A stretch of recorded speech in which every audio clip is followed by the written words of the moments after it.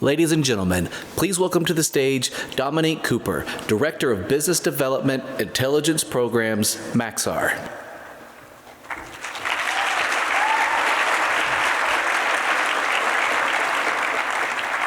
Good afternoon, everyone. Good afternoon. It's an honor to be here today.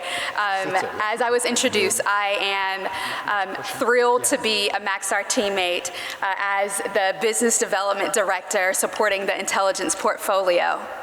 Maxar is incredibly proud to be a partner and the provider of the highest quality geospatial intelligence for the U.S. intel community.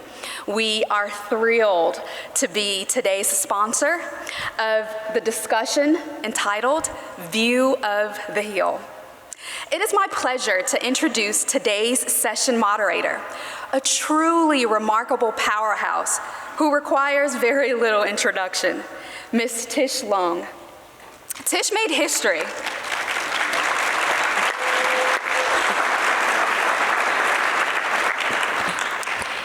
Tish made history as the first woman to lead a major U.S. intel agency during her tenure as the director of the National Geospatial Intelligence Agency.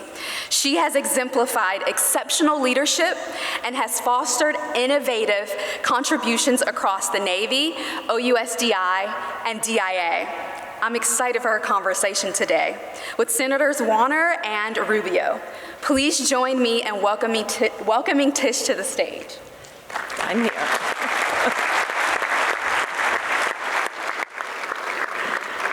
Thank you, Dominique. Now, that was actually a little different for me to get the introduction when I'm sitting here with Senators Warner and Rubio.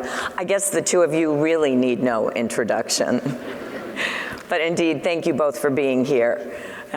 We started this summit off around noon today. We had the deputy directors of the Big Six intelligence agencies. Then we did 2 breakout sessions, one on Russia, Ukraine, and one on the future of the workforce in this digital environment of ours. I dare say the two of you are the draw here today. So again, thank you for being here. When we had the conversation with the deputy directors, one of the things we talked about was Section 702 reauthorization. And of course, this is a critical tool for the intelligence community, for law enforcement, for protecting Americans, for protecting our nation's security. And just yesterday, there was a hearing, and there were a lot of tough questions put before Director Wray. And really what I'd like to know, what the audience would like to know is, what do you think about Section 702, the chances for reauthorization? This is certainly an opportunity to get the right privacy safeguards in there.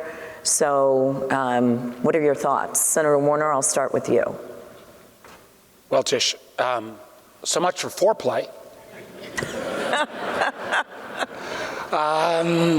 Let's jump right in. Although I will have to say, one, it's great to be back at INSA, and two, it was a little strange coming over here. I live right across the river, and we're driving up, and we see the tent, and we see the circus is here, and Marco and I thought we worked at the circus. So it's like 702. Yes, there was obviously important hearing on the House side yesterday. What didn't get as much attention was we had the new designee for NSA and Cyber Command in, General Hawk, and virtually everybody on CISI was talking about the need for 702. I think there is an absolute need. A lot of this, grew up during the War on Terror, but the essential nature of this tool being used in terms of our challenges with near-peer adversaries like China and Russia, other threats. I think there's, depending on the stat, I think the general actually said yesterday, there's not a piece of, and this is all an open hearing, a piece of any of the signals intelligence that goes into PDB that doesn't have some attachment to 702, number one. Number two, and one of the things I've been pushing the administration on, and all of the agencies that touch it, but particularly the Bureau, the 702 of July of 2023 is very different than the 702 of even that we reauthorized in 2018. And what we have not done a good enough job on is putting out to both the public and to our critics in Congress how many reforms have already been put in place. And things like you can't default to get all the 702 databases if an FBI agent is doing a search, and penalties in place if you take abuse. We need to, I think, codify all of that, and there may be other places to go, but we have not so far, and the clock is ticking, kind of had a single organized effort to make the case and also to make clear what reforms are already in place and what additional reforms may be needed. Now, I do think, Marco and I both work well with Mike Turner and Jim Himes, and I think they've got a working group on 702 that they've set up on a bipartisan basis. But we're going to need everybody in this audience to help us make the case. This is, again, 702, as we all know, is about following a foreign individual that there is a national security case against that is not about Americans. There may be incidental contact, and a lot of that incidental contact, I'll stop, is, frankly, the volume of that incidental contact that may end up being part of a victim notification. We've done a very crummy job of making that clear. So we've got work to do. And we talked about education and the need for education. And I think we haven't done the best job. And so this conversation is a part of that. Senator Rubio? I mean, the only other observation, how can I say this? And I think we need to stop being embarrassed about the fact that we spy. Because every country in the world spies. They spy on us, we spy on them, okay? Espionage is actually older than warfare, or right alongside it. So it is what you do, and in many cases, espionage prevents wars and saves lives in that regard. And one of the tools that we use in this country, because we have a constitution and we have laws, is we have laws that govern how you can spy to protect Americans, because what you don't want to do is turn loose intelligence agencies on the population. And in cases, I always make this point, what almost destroyed the intelligence community in America was the use of intelligence tools against Americans in the 70s and 60s and so forth by multiple administrations in both parties. So we have this law that governs. If this law were to expire, we would not have legal authority, and therefore it would not happen. We would be one of the only, I mean, China would continue to do it, and Russia and Iran and every country in the world would continue to collect intelligence by technical means and other means, and we would be the only one that would not be. Now, the issue I think that we face here is two things. The first is confusion, FISA writ large, and then 702 as a program. And the second really has nothing to do with the intelligence community directly. It has to do with how the FBI has potentially used that tool in the past, or how it's crossed over and been used by the FBI in the past. And that's the bridge that I think we have to try to get across here in explaining to people. But frankly, if we're not going to have 702, then we're going to be able to save a lot of money on the intelligence budget next year, because so much of what we do and are able to do at every level, from analysis to more, this is foundational to it, the information gleaned from 702 authorities. And let me just add one other thing. And one of the things I've tried to urge the administration and, frankly, the IC and the Bureau is let's stop spending all this time trying to get individual agencies to declassify a single example of when 702 was useful.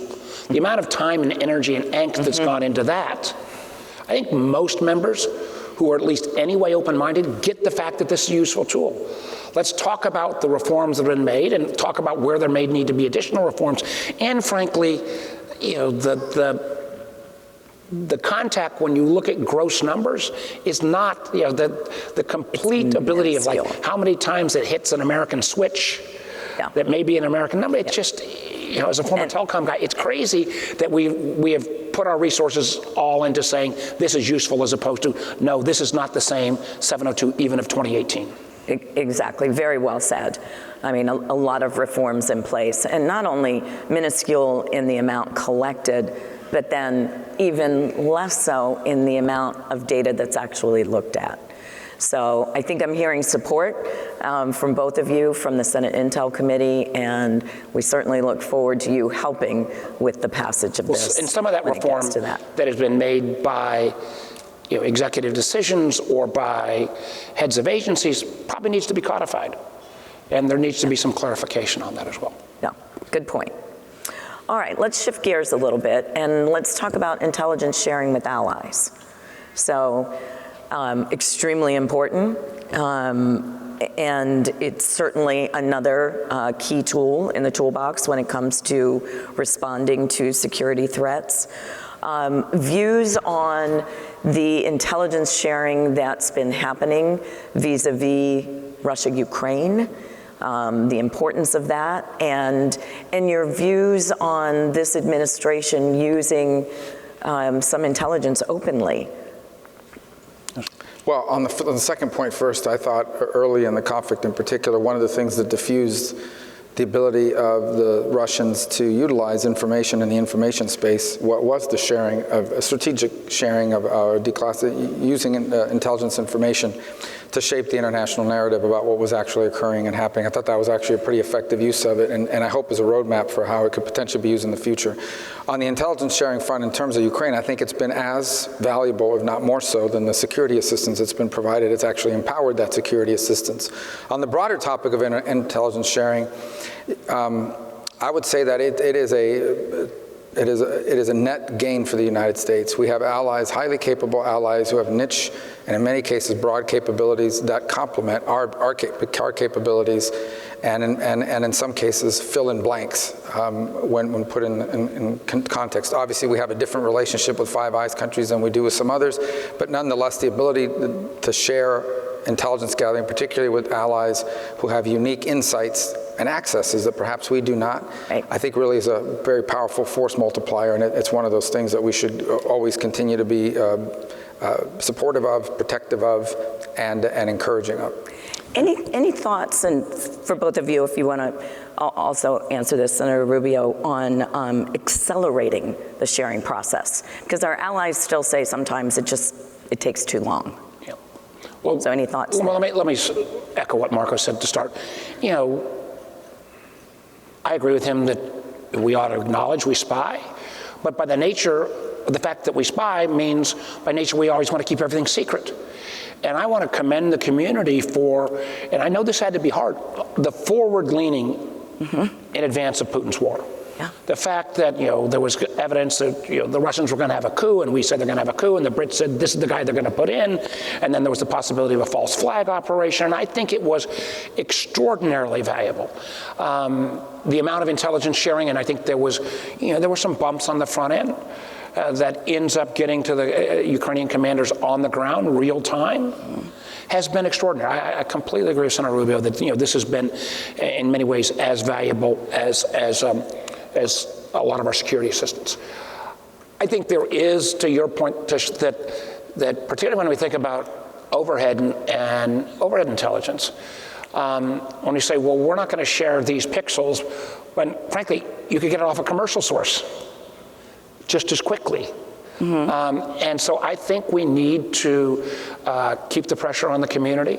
And then people like us on Sissy or our colleagues at HPSI. You know, if something goes awry, we can't bang the hell out of somebody who then does that sharing if it was done responsibly and something bad happens out of it.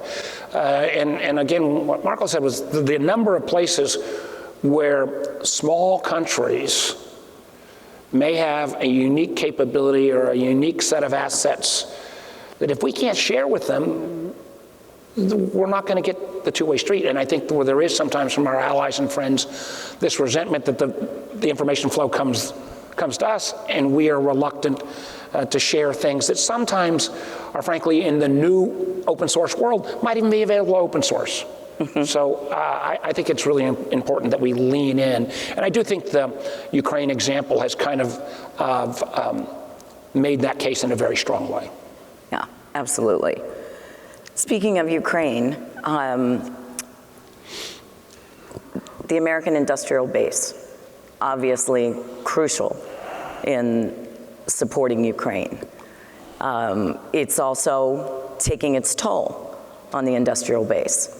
Your thoughts, not only on that, but are we ready if we have to pivot elsewhere in the world? Taiwan? And what is Congress's role in ensuring that the industrial base has the strength that it needs to have?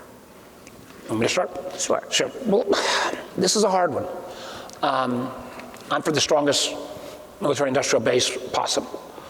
We're at 866, I think, is the top line number on DoD at this point.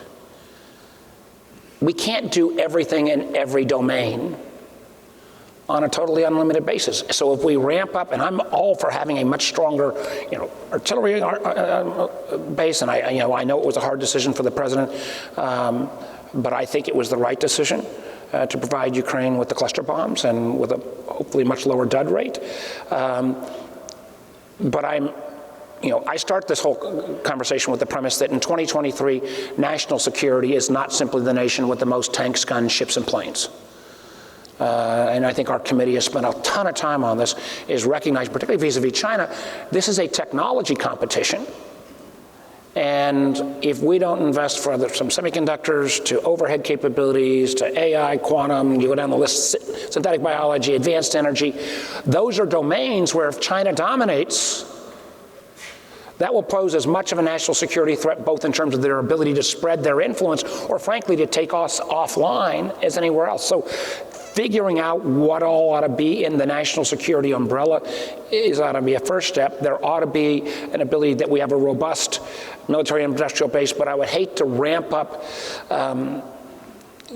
traditional capabilities alone without thinking about the competition in these technology domains. And is there, again, better way we can do this in collaboration on the more traditional military industrial base with some of our allies? We can't exclusively do it here. So let's pull the string on that a little bit. As far as the quantum, the AI, I mean, what grade would you give the Department of Defense and the national security community? Are they investing enough and in the right things? And again, what's Congress's role there? Well, let me just on the first point of industrial base, so we didn't win World War II because the Japanese planes were technologically superior to what we were producing, and most certainly the Germans were. I mean, they had jet engines before anybody else. So the difference was when they lost a plane, they had one less plane. When we lost a plane, there were 3, 5, 10 more coming over. You see some of the numbers during World War II, what we were producing, they were stunning. I'm not saying we get to that point. But we're not on war footing. But we are providing equipment as if we were on war footing. And every time you move, these are not things you can just order off Amazon and they deliver it to your local military base. Maybe you can, I don't know, but you probably shouldn't be able to. I don't think so. The point being is that these are things that when we pass them on, we have less of it in our own stockpiles, and we don't have stockpiles now on war footing. So I think there's a real fundamental question about the industrial base writ large, but in particular in the defense industry. And the other question is, well, if you're going to spend all this money on the traditional munitions and the war effort in Ukraine, and what does that mean to these advanced technologies that you also need to be investing in? I don't know if we're investing enough in those capabilities that you've described, that you've discussed about quantum and AI. I certainly think that it's being taken seriously. There's an effort to address this. There's an understanding, and also understanding that what AI and quantum and all these things mean in the defense and intelligence realm, what they would be used for, and that is very different from what it might be used for in the civilian space and other ways. So it's a very unique capability, very geared towards certain things that you need to have it be able to do. So I do think the effort's being taken seriously. It's a new issue for most of us, and just in understanding the scale and scope of what's necessary. So I still think we want to know. We don't know. I think there's a serious effort. Whether it is enough is something that we really need to ask ourselves as we move forward and as we see progress made on it. But I certainly think it's being addressed, and time will tell whether it's in a sufficient way. But one area I think we got to challenge though is, if we think again from where we sit on the intel side. We're pretty good at spying on adversaries, militaries, political leadership. Mm-hmm. We're not that great at spying on our adversaries' investments in technology domains. Because pre-5G and Huawei, would we have really thought wireless communications was a major national security component? Someone did. Some of us were a little obsessed as a former cell phone guy. But it's just, and what we have, and I remember, and no reflection on our friends at ODNI, but talking with some of their China analysts on technology domains, and they had a fairly good idea. But the fact that they can't, by law, and we don't want them, obviously, Senator Rubio's earlier point, spying on Americans, but they can't, by law, even look at what we're doing in our own country. We can spy out, and frankly, that has always been a secondary or tertiary, target until really recently. What are they doing in 5G or RAN? What are they doing in small modular nukes? What are they doing in synthetic biology? Areas that you wouldn't have necessarily thought as national security. But even if they are looking, they can't look at what we're doing inside. So the fact that, like when Paul Nakasone said, he wants to bring 30 or 40 folks over from Commerce Department to see if there's better integration, we got to make sure we get the legal pieces right. And we've had a number of sessions between, and I think Gina Raimondo's one of the best people the president's got in his cabinet, but connecting them with Avril Haines and Bill Burns and Nakasone to make sure there's some sharing back and forth. The one thing I do think we know is that for many of these technology domains, China is investing the way we did post-Sputnik. When we were behind, oh my gosh, we have to have this race in technology development, and I think it is one of the single biggest challenges we have, because my fear is that long before there would be a shooting war with China, there could be in this technology competition an ability for an adversary like that. When I say China, my beef is not with the Chinese people, it's with the PRC and the authoritarian leadership of Xi Jinping. But I really do think this is an area where they will use tools, any tool they can. And do we have to cite back? Well, let's look at the Microsoft hack, just in announcement of at least just in the last few days. So yeah. I think we've got more work to do. Well, what's challenging us in this is the military-civilian fusion aspect of the Chinese approach to this. In our system, and it's in general a more superior system, but they do have a number of advantages. And the first being is that an investment in any technology, or any industry for that matter, in our system has to be driven by the ability to make money off it. You don't invest money in something unless there's a profit. I mean, it's just, you're not going to innovate a new drug, and you're not going to innovate a new technology if no one's going to pay for it. In their particular case, they are paying for things that may never be commercialized, or maybe it's eventually commercial, but they view it more as a strategic investment in their nation standing towards the future. And look, they have 20 and 50-year plans over there. We have, I don't even know what we're voting on next week, but, and obviously now there are disadvantages to autocracy, right? There are significant disadvantages to their systems as well. But that's one of the ones that's challenging us, because we think that somehow, if we can empower the private sector on its own, the native spirits are just going to go ahead and produce these things for us. But in these particular cases, they may not even be able to compete, because their competitor, their future competitor in whatever field is being subsidized. They will always be able to undercut your price. They'll steal your intellectual property. They'll reverse engineer what they force you to transfer to them. And in the end, they don't have to make money on it anytime in the near future, because they view it as a geopolitical and national imperative. And I think I just want to add that this is I think this is a real conundrum. China, remember the China 2025 document, and then the China, standards 2035. And one of the things I think we also need when we talk about technology audit, we think about not just the investment, but who sets the rules, protocols, standards. That was an area we dominated for 70 years. And again, the wake-up call for me was when China was setting the standards on 5G and next-generation wireless. But they made lists by technology.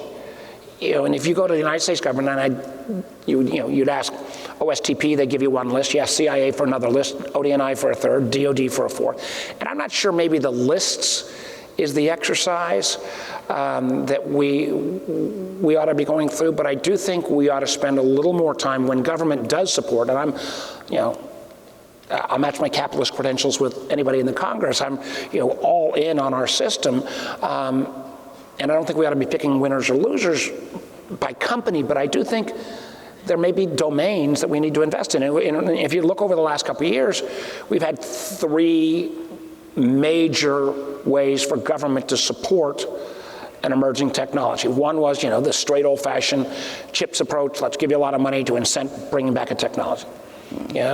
The other was, and this is still kind of work in progress, the IRA, let's use the tax code to promote a whole lot of capital movement in the new energy space. And the third was, a model that I'd love to replicate, and President Trump should get credit for this, was we're going to be the purchaser of COVID vaccines, but you guys go figure out what it is. So those are 3 models. And back to your earlier question about DoD, and with due respect to folks on the DoD side of the house, I still think we do a pretty crummy job of getting new innovation in technology to become programs of record and to ever kind of break the stranglehold that the traditional funded sources. It's a challenge. I've lived it. A couple of things, just teeing off both of your comments. This audience in particular, because there are a lot of industry folks here, absolutely understand everything you said, Senator Rubio, on, trying to compete with a Chinese company that isn't a Chinese company. It's China. It's the People's Republic of China. We have a very different model and a very different system. You outlined 3. I think every person in this room will take our system any day over living in an authoritarian, totalitarian state. So that's my 2 cents. We were talking in the green room about AI, and you made some very interesting comments, Senator Rubio. This is before you arrived, Senator Warner. And so, continuing on that path, the ethics of AI. I'd like to hear your thoughts on, where we're going. I don't think regulation is the way, but certainly responsible AI, and then just the future of, again, I think investments. It starts with the understanding that technology is a tool that mankind has always used to improve what it does, but do it better. I mean, and that's been, I don't know of any major technological advance in human history that we've been able to constrain. Because if you don't do it, someone else will do it, and then they'll have an advantage over you. Yeah. So, fire is incredibly destructive, but yet someone figured out a way to harness it for good, even though it can still do great damage. AI, regulating it is pretending that somehow we're a planet. We're not a planet, we're a country. We can regulate how it's used in the United States. That's not going to prevent how some company in the UAE decides to do it, or what benefit it can give somebody else.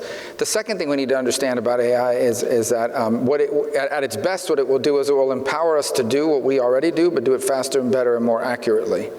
At its worst, and it has impacts, it will displace people from jobs. I think it's the one that we're not talking nearly enough about. If we saw what automation and deindustrialization and globalization did to lower educated jobs, not just in the US, but in the industrialized West and beyond, it's roiled our politics. It's at the core of many of the problems we're facing now, is that jobs that once sustained the middle class and working class and entire communities went away. and nothing really replaced them, and these people feel left behind. AI is going to do that, except it's going to do that to people that have multiple degrees and make $300,000 or $400,000 a year, and then suddenly AI will allow that job to be done faster and cheaper with less people. We haven't thought about the impacts that will have societally, but it's going to happen. And so the question is, how do we prepare for it? And then the other is the unique ability to, what are the unique aspects of artificial intelligence which allows you to gather data and use it to predict the best path moving forward, and where the ethics comes into play is in decision making. One thing is to tell you, we think that this means that. Another is when you have to make a decision, particularly in the defense realm, about what the right response, military response to something should be. Again, I'm not an expert on AI models, but an AI model completely removed from morality could very well determine that a strike on an area that is worth the civilian losses, because it's a net gain. That may be true from a pure analytic standpoint, but it may not be something we're comfortable as a society wanting to do in a case like that. And those are the kinds of things that we need to think about. Those things we can regulate, but I would just imagine the Cuban Missile Crisis. And instead of John Kennedy and others making that decision was made by a machine that told them, this is what we think we should do. I don't know how that situation would have turned out, but we may not be sitting here right now. So I do think we have to think through that. And I know the department is thinking through that. I don't know if someone can come refresh this. I'm not getting any questions, and Can I weigh in on this one? Can I weigh in? 'Cause this is like and I'm sure there are a lot of questions coming. Yeah, I actually do think you got to put guardrails. I think one of the great mistakes, and I say this is in the 90s, I was still a venture guy in the technology world. I think one of the great mistakes we made was in social media saying, all right, you guys, we're going to give you a get out of jail free card in Section 230. You guys go out and break things and figure out stuff, and we'll come back and figure out a set of rules and guardrails later. We're 25 years later, and we've done squat. Do that. And there's huge positives that have come from these social media platforms. But there's a huge group of negatives, and so I do think there ought to be guardrails. Marco's right, how you fit that is going to be a challenge. But I have to tell you, I'm spending probably 10, 15, 20 hours a week trying to learn. And I have never got into something that is, one, changing as quickly, and two, I in certain ways feel more befuddled at now than I was a while back. And let me just, give you a shorty version of this. A year ago, I thought AI was simply advanced statistics and a new buzz term. And I do think there are a whole host of companies that say, oh, I'm using AI. That was simply what they would have described 2 years ago, would have said, we're using advanced compute, or we're doing cool machine learning. But now it's got a new buzz term. Then, fast forward to November, ChatGPT rolls out, it appears generative AI is going to make a difference. And suddenly the premise is, okay, from a business standpoint, ChatGPT/Microsoft is going to win because they got a lot of data, a lot of compute power, smart people, and they're going to be able to train the data.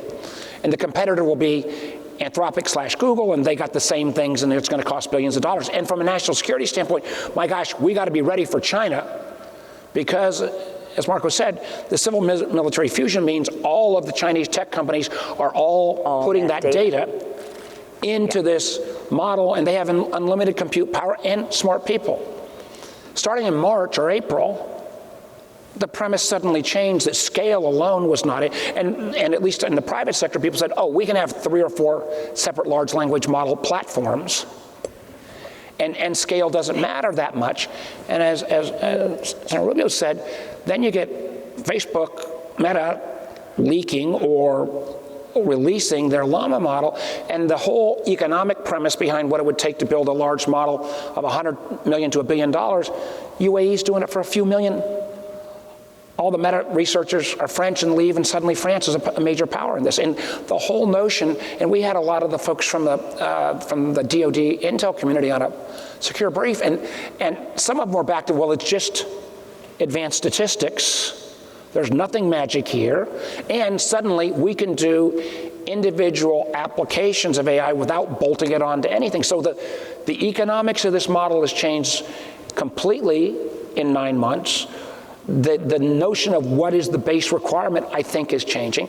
And it does beg the point of how does, Senator Rubio and I are fairly far along the path, but this is not classified information, that there are some senators that still can't spell AI. So how you bring along everyone and put a regulatory framework, and where I think you have to put something in place, because if not, we're going to default it to the Europeans. And I would point out, and I don't think, obviously China is going to use this on an offensive basis in an amazing way, but they actually have a regime that I wouldn't copy by any means, but they've got a domestic regime around AI that it has been at least thought through some degree. So I think there's a lot to learn here, but boy, oh boy, the level of the pitches, as a former venture capitalist, the level of the pitch from the AI folks has changed 3 times in my mind in the last 9 months. Learning. But I have to say, I think the generative AI is a little more than advanced statistics. I agree. So, I'm a believer, but it was interesting when we have senior levels officials in our government saying, and they're saying, no, we're back to this is just advanced statistics. Okay, watch this space. So let's flip it. We've talked about China and their technological advances and all of their data. Let's talk about the counterintelligence threat. Is there enough focus there, particularly with China? You want to show you? Well, I think we're getting past this point. For many years, the challenge was counterintelligence was like the Hollywood version of it in the minds of most people that weren't deeply steeped in this. It was the notion that some guy needed James Bond style, that's a spy rappelling down the side of a building. Some junior analyst is now, and the latest Jack Ryan, he's now the deputy director of CIA. And very disrespectful to the senators in the hearing. And the 2 episodes that I saw, so I stopped watching. That's the key. And so I stopped watching. We're going to zero him out. Well, I actually stopped watching it after season 2, when the Cuban senator from Florida was assassinated in Venezuela.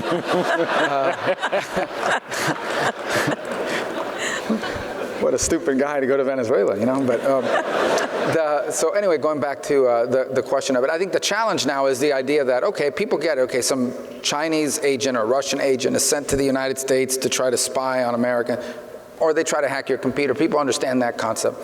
The harder part is convincing people that, for example, a graduate student who may not even view themselves as a spy is transferring critical technology or academic research back to China, or taking it that way, that an insider at an American corporation, including maybe a U.S. citizen, for money, is transferring back information to them. The commercial aspect, the academic aspect of it, and it's one that, and Mark, because he's led the effort in doing these road shows where you bring in different industries.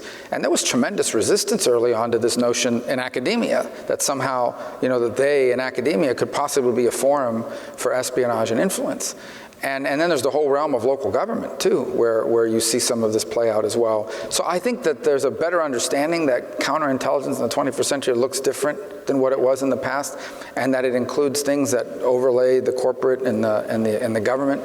But I still think there's work to be done, because we've never faced the Soviet Union did not have the industrial and economic capability that the Chinese do. I mean, they simply, the Soviet Union was a geopolitical rival and a military rival. They were never an industrial or commercial rival at the scale of what we face from China. So they just bring scale to this that the country's never been confronted with, and that applies to counterintelligence and what it even means in the 21st century. So I think there's a growing awareness of all these vulnerabilities. I still think there's work to be done in ensuring that we realign what we spend our time on. And part of it, the FBI, I don't know what the number they use, but they're opening up how many, they've announced this publicly, I don't know how many cases a week or a day. Just on China alone of counterintelligence. So it's also an overwhelming task. And Marco mentioned this, starting in 2017, and this was like a great, moment for me, and part of it was the 5G stuff. And and when I was governor, I led trade missions to China and created collaborative efforts. And when I was a VC, we were investing and all this stuff. And when you see all this stuff you kind of hear in the public domain, and and a lot of this changed, I think, with Xi's ascension, and when I think there was conscious decisions made that he was going to not give up any power of the Communist Party and was willing to do anything to maintain that. So starting in 2017, we started doing what we call them the classified roadshows. We'd bring in industry sector by industry sector, and it was always bipartisan. We'd have 2 senators and bring a bunch of business leaders, academic leaders to a skiff, and we'd have somebody from the ODNI and FBI and CISA and occasionally the agency. And Mark was right. At first, we probably did 16, 17 of them pre-COVID. And there was some willingness, but a lot of pushback or, oh my gosh, no, we're doing all this business in China. We can't, we're going to criticize any other country, but we can't criticize their treatment of the Uyghurs because it's too big a market. We got to turn a blind eye to intellectual property theft because it's too big a market. And the thing that really pissed me off, that's a technical term, was, and I was a venture and private equity kind of guy, the private equity industry wouldn't even sit and take a meeting with us pre-COVID on China because they were making so much money in Alibaba and Baidu and Tencent and ByteDance and TikTok. Now, post-COVID, people were more willing. PE took a meeting, and there's a lot of PE firms now that I think want to help us on the investing side that didn't before because the famous valley of death for startups.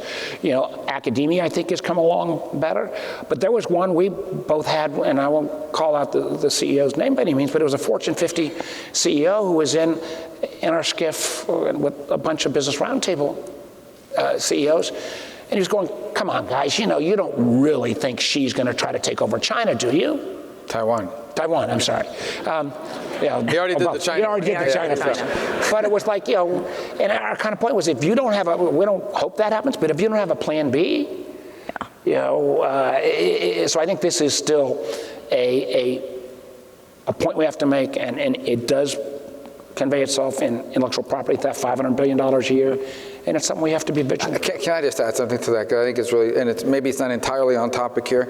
So, and I'm not going to go through the whole the thing that I give out there on this, but there was, and I'm paraphrasing, it's not exactly what he said in the committee, but years ago, and I even forgot at this point, when it was, what year it was, but there was this famous saying that went around, which is what's good for General Motors is good for America. Maybe it was a GE, or I don't know, General Electric is good for America. That's not true anymore, and I'm not saying about GE. There is a way to make a lot of money for your shareholders in a way that's counter to our national interest in a globalized economy such as ours. And for some people, that's been hard to grasp.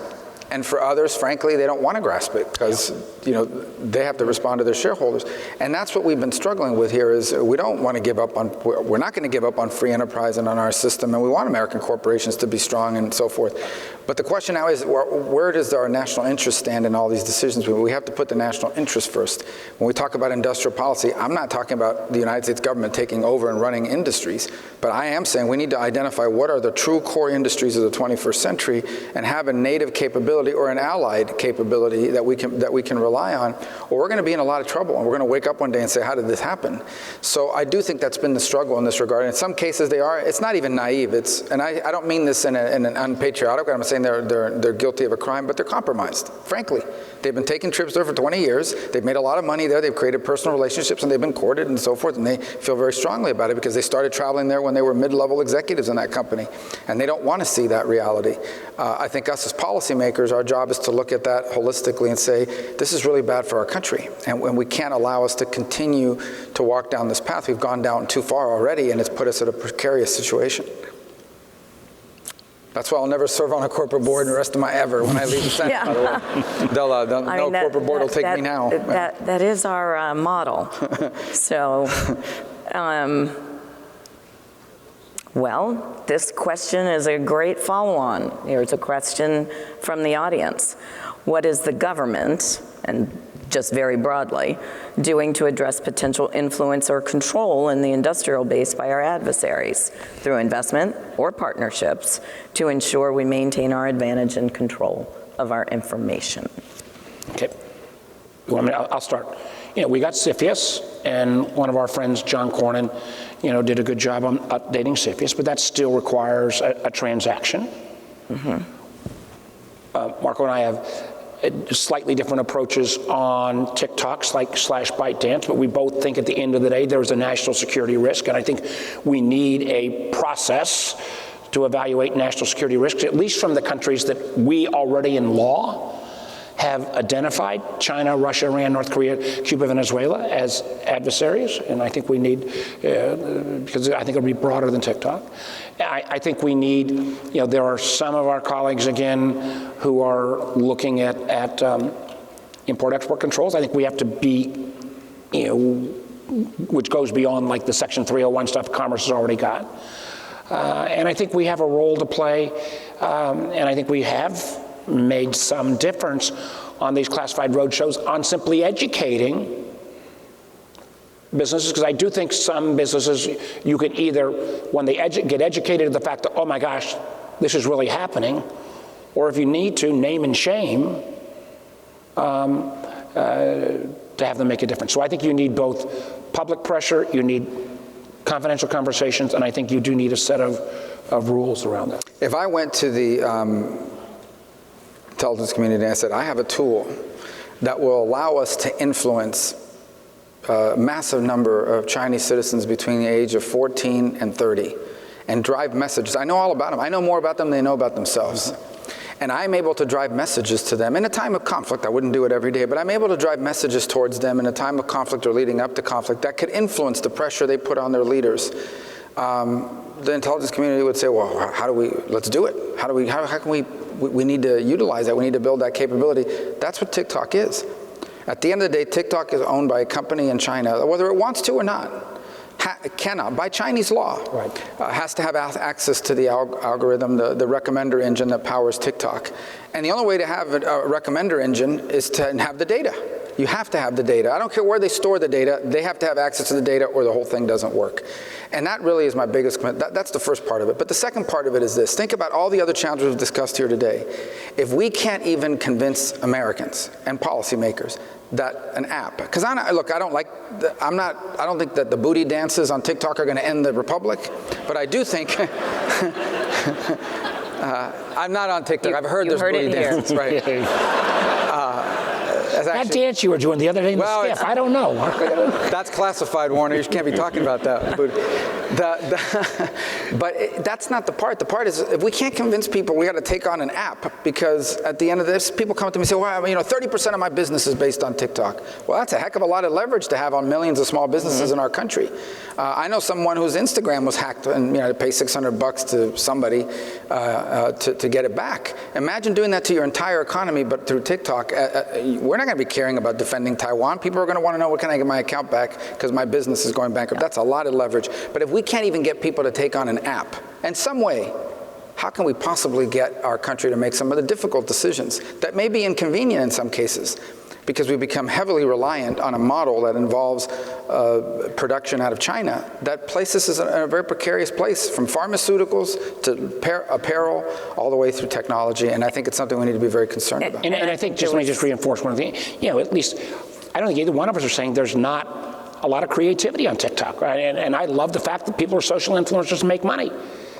And I don't care if it's doesn't have to be an American company. It could be a Canadian company. It could be an Indian company. It could be a Brazilian company. But a company that at the end of the day is controlled by the CCP, by Chinese law, we ought to recognize that as a concern. And the remarkable thing, and listen, we both had approaches. We are moving along. ByteDance, TikTok dropped $100 million of lobbying. Mm-hmm. We suddenly got attacked from both the far left and the far right. I had people on my doorstep who said I make my money this way.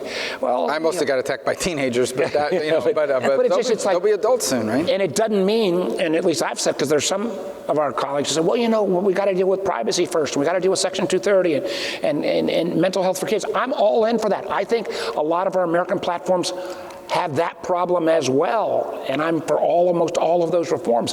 But the notion, as Marco has said, if we can't even grapple with, from a data standpoint or an misinformation, disinformation standpoint, something that has 150 million Americans, mostly young Americans, 90 minutes a day, and we don't view that as some level of national security risk that we should deal with, that's going to be a tough road to hoe if we try to translate those discussions as we think about how we put at least some guardrails around AI.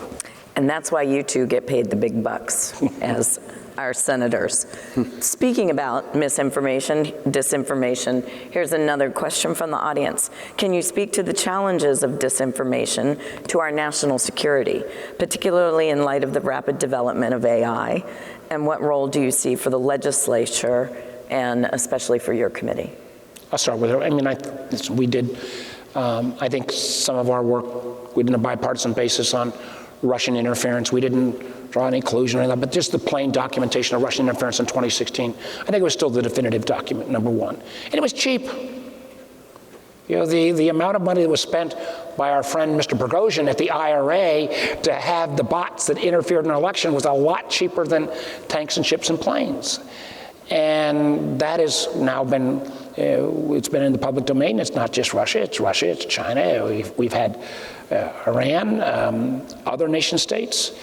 And if we don't have some either watermarking or sourcing on information that comes through AI, particularly with, I'm amazed that the deep fake phenomena hasn't been more effective already. And I'm actually amazed that where I would have thought, whether we call it deep fake or AI or, the next iteration of having not only Marco say he's doing a booty dance, but actually make him look like he's doing a booty dance.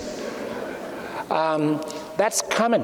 And I'm surprised, though, that it hasn't been used more. I think about this still as a former investor guy, why there hasn't been a rash of this, not for Fortune 50 companies, but Fortune 100 to 200 companies where you could manipulate what looks to be the CEO and move the market a couple points and make a ton of money. I'm just amazed that hasn't already happened. Although clearly, I hope you're not giving people ideas right now, Senator Warner. Sorry for that interruption. I just think it is real, it is imminent, and it, again, is one of those reasons why I think we've got to put some markers down, hopefully before 2020. You know what's been interesting in that realm is in Sweden. I've watched it, I'm acting closely, I haven't been there, but I've just watched it somewhat. There was some effort to interfere in Sweden when they chose to join NATO and some of that pressure that they're trying to create in that regard.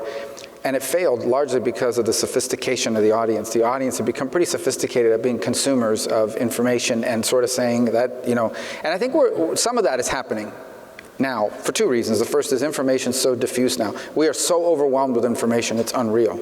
I mean, just the amount of stuff that you get all the time, that I think people are learning to some extent through time and experience that video you just saw online might be 5 years old and it may not be the place they claim it was. It didn't happen yesterday or last week, or it may not even be real. So there's some of that happening, but that's going to take some time. But nonetheless, it is a challenge. I think predominantly, I would say, in a time of potential conflict, where you can create internal fractures, divisions in a country that render it incapable or unwilling to engage in its national interest. I keep thinking about Taiwan. I mean, if you put time and energy into it to begin to lay out the narrative, I'm going to be frank.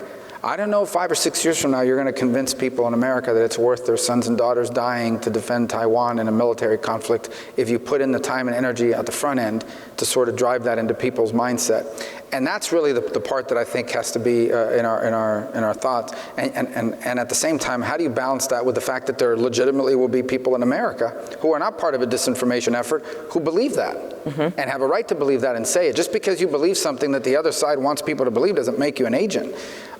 So it's a tough balancing act that we have to follow, but there's no doubt that it is a challenge that AI, because of its ability to generate content so rapidly, will make it almost impossible to fact check. It can happen so quickly, and if you target it the right way, if you have enough data, you know who to target it to in very compelling ways, you really could undermine the ability of the country to be supportive of an effort that is in our national interest when that time comes. And I think what Marco just said, though, I do think the Swedish example is a good one. They had so much Russian interference for so long that the population kind of thought, oh, that's just Russian disinformation. But they did still have some trusted sources to educate the population. And it's one of the reasons why I think both of us try, to keep doing things bipartisan, not because bipartisan makes anything intellectually better, but for the majority of Americans who don't follow the ins and outs of who's up and down on a political issue, if it's bipartisan, it kind of becomes code, well, it must be in the country's interest. And I think that's important to reinforce. And I personally appreciate that. So thank you for what the two of you are doing. Senator Rubio, you both have mentioned Taiwan several times. What do you think President Xi has taken from the Russia-Ukraine conflict? And any predictions? Well, I would just say three things. The first is Taiwan is so core to what he views as his legacy. The Chinese are supremely confident that they are headed to great power status, supreme power status in the world. In fact, they actively use that around the world. I've had foreign leaders mention to me that the Taiwanese are pretty forward in saying, we're going to be number one soon, in the world, so do you want to have a good relationship with us? Or I'm paraphrasing, but certainly that's so I think his view is that Taiwan is sort of the crown jewel of his legacy. So this is my personal belief, I don't think we finish this decade without something happening in Taiwan. I think their preference is that it happen internally, that Taiwan elect leadership that does it voluntarily. I think the second preference they would have is that Taiwan reaches the conclusion that the U.S. is not either willing or capable of coming to their defense, and so they might as well cut the deal. But at some point, by force. I do think they've taken away from Ukraine two things. Number one is, anytime you send generals that have never fought in a war to fight a war, you don't know how they're going to perform. And I certainly think that you have to look at the Ukrainian experience, and it would be something that the Chinese look at and have to be some level of concern about, at least in the short to midterm. The second is, I think they've watched very closely the sanctions. I think everyone, including the Chinese, especially the Russians, were surprised at the unity in the sanctions from the Europeans, and that have not only kicked in but held. I don't think Putin may not have done this if he thought that Europe would unify in the way that it did with the broader West on this.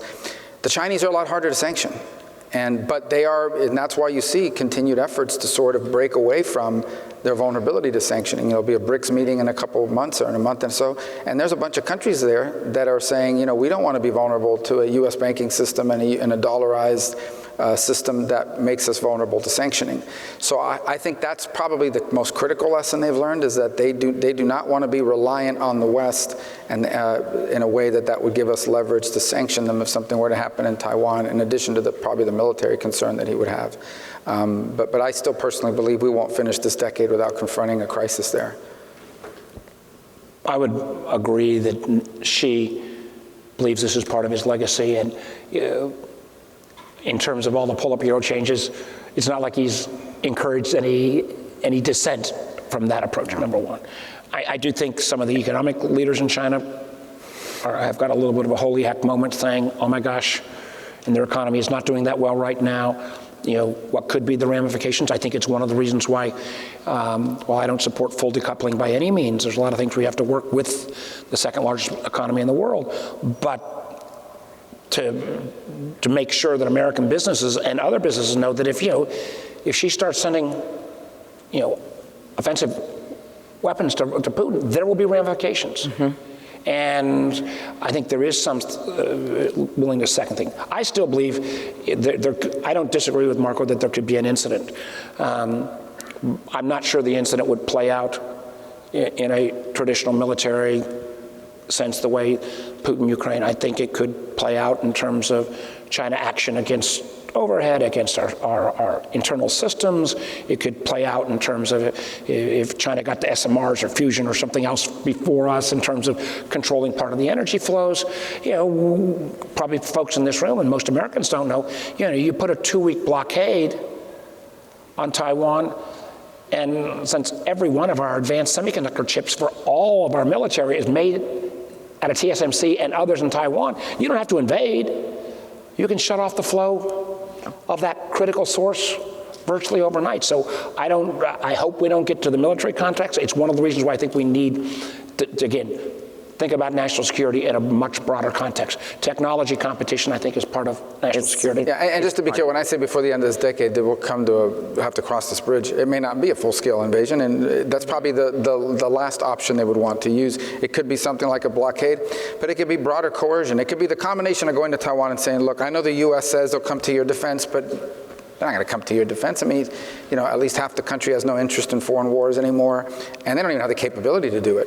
in the end, you might as well cut the best deal you can for yourself. We'll treat you like Macau, or we'll treat you like Hong Kong, which didn't work out well for Hong Kong. I think that's their ideal path that they'd like to go, you know, and that they'd move forward on. I don't think the Chinese would want to have a war if they could avoid it, because they view that as a potential road speed bump towards their ascendancy in the world. But I do think it's that we should not underestimate how critical and important it is to them, but we also shouldn't underestimate how important it should be to us. If Taiwan were to fall under Beijing, they will basically render us a continental power. We will no longer be an Asia-Pacific and Indo-Pacific partner, and it will fundamentally alter the world order for 100 years. And I actually think that before we get to Taiwan, we could have conflict in the Philippines. The Philippines is a very serious energy crisis right now. Their only place to explore for additional energy resources happen to be in waters the Chinese also claim. Although I guess the new Barbie movie gave it back to China. So did you see this, where they have a map of the 9 dashed lines? So Vietnam has banned the Barbie movie because of because they did the map and the 9 dash line. Yeah, I haven't seen it. All right. Neither one, although we have to reveal, even though we're I have not seen the Barbie movie. Right, even though we're the chair and vice chair of the Intel Committee, we have not gotten advanced screening of Barbie yet. Right? Correct. So I got the "it's time to wrap" card. You know, we talked about a number of topics here. Just in closing, for each of you, final thoughts? Is there anything we didn't cover, whether it was a technology, a global threat, a trend, or anything you'd like to say in closing? Well, I just think we're entering into a new era for 30 years, we've basically lived in a unipolar world. But that's an abnormal in the history of certainly of modern man. It's an abnormality. It's an anomaly that was not going to sustain itself. We don't live in that world anymore. We now live in a world that increasingly is becoming sort of an anti-American, anti-Western, anti-liberal bloc, in which China is the senior partner, and Russia, whether they like it or not, is a junior partner. A world of the U.S. and the Western-led order, of which nations like Japan and others in the Indo-Pacific could be a big part of it as well. And then you've got a bunch of mid-level and developing countries that are going to try to leverage both poles against each other and to cut the best deal. So they'll want American weaponry, but they'll want Chinese to build their stadiums, roads, and maybe their 5G network. And that's the world we're in now. And I think it's going to require re-examination of everything we do, from intelligence to foreign policy. In ways that are very different from what we were able to do for the last 30 years. I don't think we need to take from that America's weaker. I think the world is just sort of returning to a normal, the post-Cold War era was abnormal, was an anomaly. We're entering into an era that's normal, but challenging nonetheless. But it's going to require rethinking how we do foreign policy, how we do domestic policy, including some of the things we talked about here today. And intelligence, how we apply intelligence, how we define intelligence, and where we prioritize it. So there's a lot of work to be done, and we'll see how you do with that, Mark. That's all on him. I'm just a minority. You know, we're just here to support.